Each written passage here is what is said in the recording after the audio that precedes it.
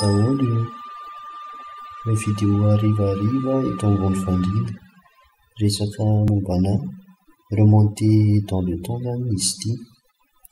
Raha te hijery ianao ohatran'ny ahoana ny site web anankiray tamina daty tany aloha dia afaka mampiasa an'ity site ity ianao.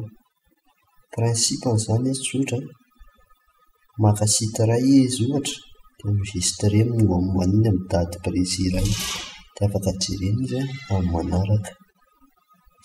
Ity zany ilay site Wayback Machine, ivelany amin'ny taloha zany. Ohatra raha manomboka tamin'ny 2001 ity site ity n'existe mantsy dia afaka mahita zavatra be dia be izy, ohatra Facebook, browse, mieritreritra kely izy.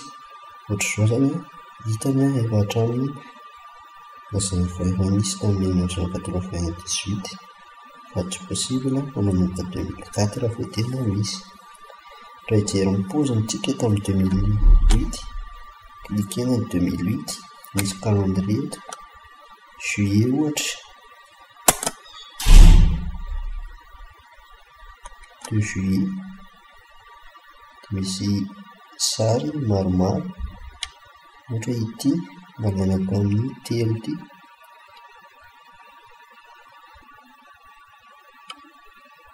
chargement kely.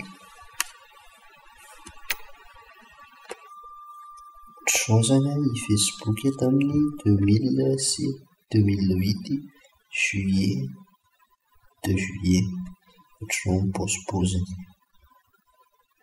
Afaka mijery site web be dia be nareo rehefa manao reconnaissance na site dia afaka mijery ohatra ny ahoana ny paoziny tamin'ny andro teo aloha.